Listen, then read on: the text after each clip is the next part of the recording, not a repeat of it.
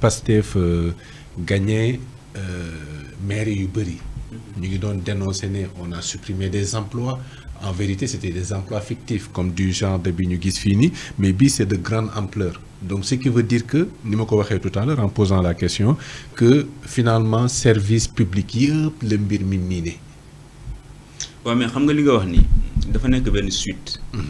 Ousmane Sonko moo génnoon ànd ak le ministre des Finances, ministre de la Justice, ñu ne des chiffres ont été falsifiés. Ouais. mais li garaaw. ay chiffres yoo xam ne dañ koo lëbëj. wax ne lii am na te amut. mu ne ay directeurs généraux dinañ génn ak yeneen ministre tamit def lu ni mel maanaam wax li nga xam ne moom lañ fa fekk ne tuuti ñu gis ne directeur Dakar Dem Dikk génnoon na. fan yële wax nombre de chauffeurs yoo xamante dañ koy recruter amuñ sax oto yu ñu toll. muy beneen mbir directeur SNHLM génnaat fi tamit waxaat fi yeneen mbir yu doy waar foofu. nga gis ko. démb nga gis directeur El Malick Ndiaye même El Malick Ndiaye tamit génn na fi voilà. mu am sorti sortie yu bëri. les questions bi ñuy posé mooy ban suite la ñuy réserver sortie yooyu. tout à fait. suite ban suite la ñuy réserver parce que scandale yi ñu fa wax direction boo jël wala ministère boo jël tey ji bu Waly Diouf Bodiang bu port génnoon wax fi nga bàyyi àddina. parce que port da nga naan dégg ñu ñëw na recruter na 1000 personnes. ñi ngi ko xay emploi fictif fii nii ministère de l'Enseignement du dara nañ dem port ñu xool la ñuy fekk port ak poste. lan lañ fay fekk ay boîtes yoom dañ ko fay teg rek pour politiquer ko donc weer deewee da ngay créer des 500 emplois wala 700 emplois ñi am 200 ñi 300 000 150 000 après lépp ñu dajoo ko virer leen ko ci benn compte nga récupérer ko yow mais ay emplois yoo xam ne xam nga ne ñii existé wul chaque fin du mois di nga am lu jógee 500 millions wala 600 millions yu dem sa compte parfois sax ngeen récupérer ko état bi complice lay doon parce que dañ la ko jox pour nga politiquer ko. ay da ngay gis responsable yi ñu fa daan indi ñëpp dañ leen ko jox pour ñu wut base. donc emploi fictif yi aussi c'est pour nourrir les fonds politiques de certains responsables. non parfois état bi ci kaw mooy complice. d'accord parfois état bi ci kaw mooy complice daf koy xam Cheikh mi ngi naan léegi audit yeeg yu ni mel ak yoon. loolu dañ koy gis dëgg ci tànk. dañ koy gis Macky Sall jot ci keneen jot ci ñu toog noppi. c'est les rapports sous les coudes. voilà parce que xaalis boobu day delluwaat ba ci Macky Sall. parce que day xam ne lu ñu toll mënuñu koo détourner benn nit di ko lekk. moo tax affaire bi benn pratique la boo xam ne dañ ko fa yàgg a teg LONASE ak yeneen bërëb noonu lañ ko doon dundalee. léegi am na directeur yoo xam ne loolu menace la doon ci ñoom ak kilifa gi fi nekk maanaam boo dof-dofloo rek dugal naa la ci loo xamante ne boo dof-dofloo soo may bàyyi ma lay tëj parce que direction bi ma la joxoon la nga fa doon def yëpp maa la ko doon santé waaye yow la. donc bis boo dof-dofloo ba yeb ma di ma indi yoo dama lay tëj après. donc yooyu mooy pratique yoo xamante ne yi am ni loolu ministre mënu ko def ay Abdoulaye Diouf Sarr par exemple ñaata at la nekk ci ministère ba parce que Eva Marie Coll Seck moo fa nekk après Diouf Sarr ñëw Diouf Sarr bi mu ñëwee 2017 def naa ba 2022 lay doog a jóg Marie Khemesse Ngom ñëw doog a ñëw te il a fallu que après Covid bi ñëw problème ñëw mu doog a ñëw donc Diouf Sarr moo fa gën a yàgg période boobu yëpp mënul am yii di fa amee te nga ne président bi yëgu ko yow tamit si dëkk la ñu nekk da nga naan kay président yëg na ko waaye daf koy jox carton vert ne ko voilà déroulé dafa lu la neex. parce que et pourtant baal doguma la de des ministres avaient la possibilité de dire non. On a sur le cas Total dans les hydrocarbures on se rappelle Thierno Alassane Sall qui était ministre de l'énergie ñu am ñu ko signaloo mais il a refusé pour démissionner ou en tout cas nu mu demee mais finalement il s'est retiré xam loolu warul woon mën nekk aussi. waaw mais xam pour être du côté du peuple et des intérêts du peuple. mais xam nga loolu du ñëpp. loolu du ñëpp def toujours fi ñu koy defloo dañuy seet seen ay nit. xam nga premier gouvernement ni moo tax ma ne premier gouvernement toujours ay test lay doon. di nga dénk dinaa jël Cheikh ma teg ko fii mais mu am confiance boo xamante ne après day am promotion boo xamante ne sax moom daf koy bett. ma jël Abdou Khadre teg ko fii mais mu am comportement boo xamante ne dama koy dégradé waat ci suuf la jëm après. donc loolu premier gouvernement toujours ay test la ci direction yi ci PCA yi ci yeneen ak yeneen moo tax may leen d'ici 1 an. ay rapport dina génn. ay résultats dinañ génn kii boîte bi fii la ko jëlee yóbbu ko fële kii def na li kii deful dara mi ngi toog di nelaw rek.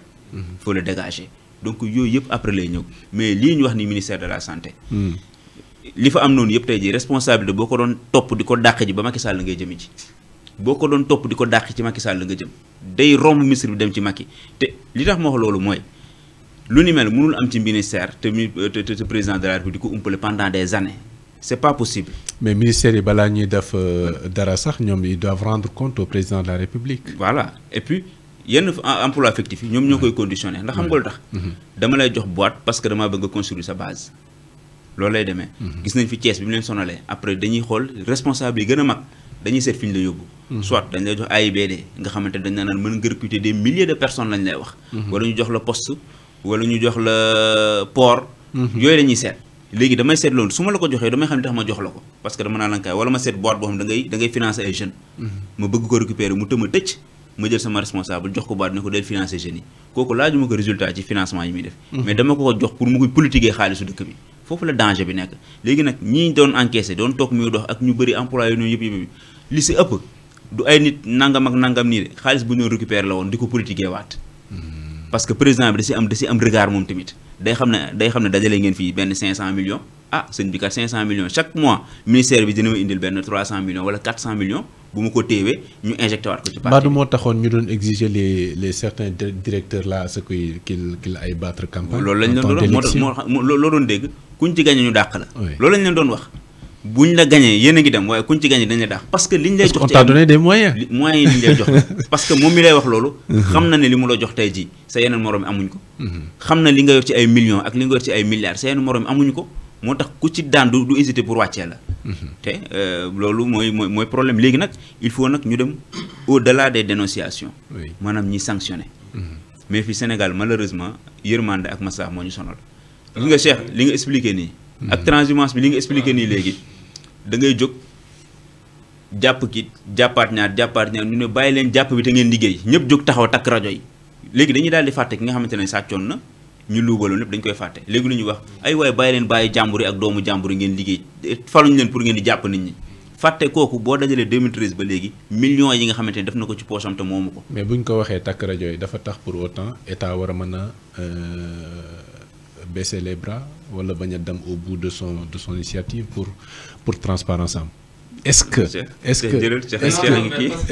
parce que non Cheikh c'est important parce que da doon dem sax man ci question bi ma doon nar a ñëw ak yow. Je sens que yow da nga tenir trop à des solutions après problème. yan mécanisme la ñu war a mettre en œuvre pour dem ci solution wala pour éradiquer définitivement problème bi nga xam ne ci la ñu dugg.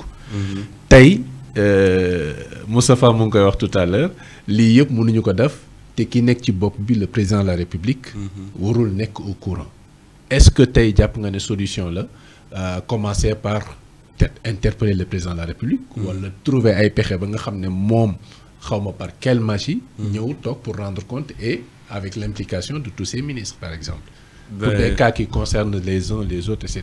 Mais premièrement il y a beaucoup de solutions mais dinaa la ko tënkal gis nga d'abord li jiitu mooy fexe ba les rapports yi te loolu ci xam naa ni la nouvelle législature ou la prochaine dinañ ci taxaw ba ministre de la justice ñu koy jébbal directement le procureur de la République et un rapport su fekkee dafa am des recommandations de poursuite on doit mettre dans la loi dañoo war a dem ci loi bi ñu ne rapport bu wàcc ñu def kii de poursuite obligation la ci le procureur de la République de s'autosaisir donc d'abord au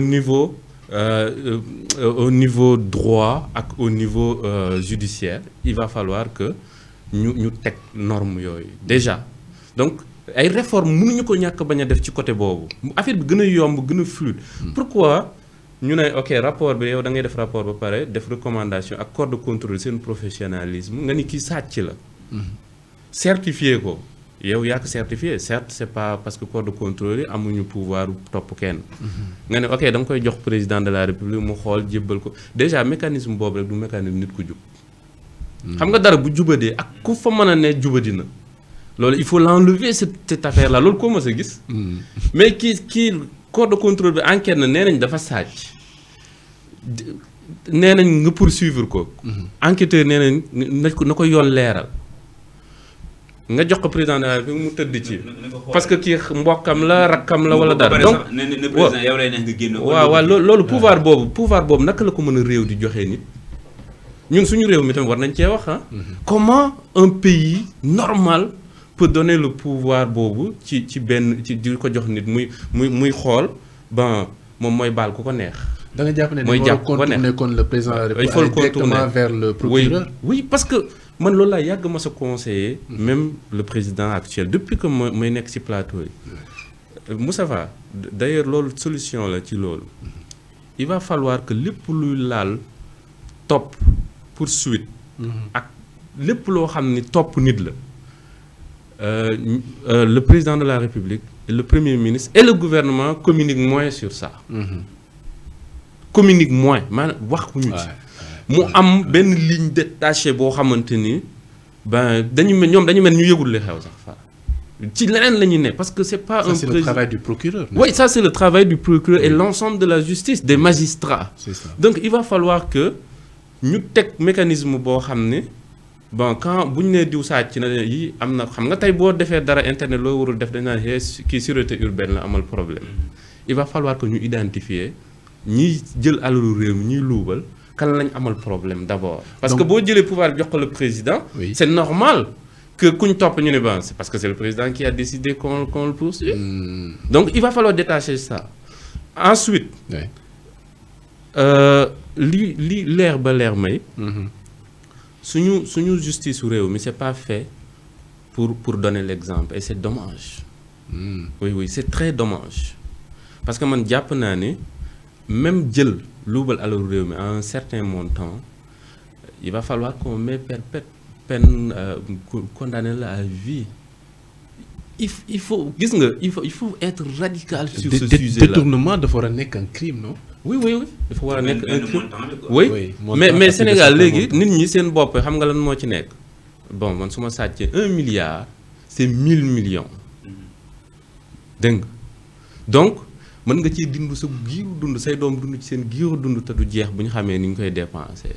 1 milliard je parle d'1 milliard donc yow loolu soo doon liggéey 100 ans di gagner journée 1 million mayuloo ko wala moom ngay am net donc yow da nga naan non man bu ñu ma jàppee peut-être ma def benn 5 ans man gisuguma politicien bu ñu fiy tëj 10 ans ça se peut pas pourtant am na ñoo xam ne li ñu def mais 10 ans de peine le mérité da nga naan 5 ans laa fay toog maximum 3 ans wala au bout de 2 ans ak ay joutes électorales ñëw nga am liberté provisoire wala am recomposition nga dem far fee nga far fële après pare nga ci donc dala koy jara mais dala koy jar parce que mujjul fenn di tëj boo xam ñaari at lañ la tëj maximum boo génnee fi nga kaawoon affaire bi nga dem génnee ko donc am na ñoo xam ne déggati nga leen ca jamonoy Ablaye Wade dégg gisaka ne leen parce que li ñuy sàcc nañ li ñuy sàcc ñu nga Canada di taxawal ak seeni doom ñu ngi ci àdduna bi parce que seen àddina baax na loolu dafa yomb trop donc tëdd ñaari at ñaari weer ñetti weer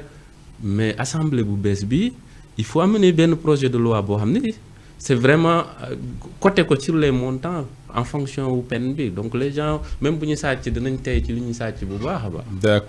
d'accord assemblée bu bees boobu kon dina ci am liggéey ci point bi ñuy waaj a dugg sax ci enjeu.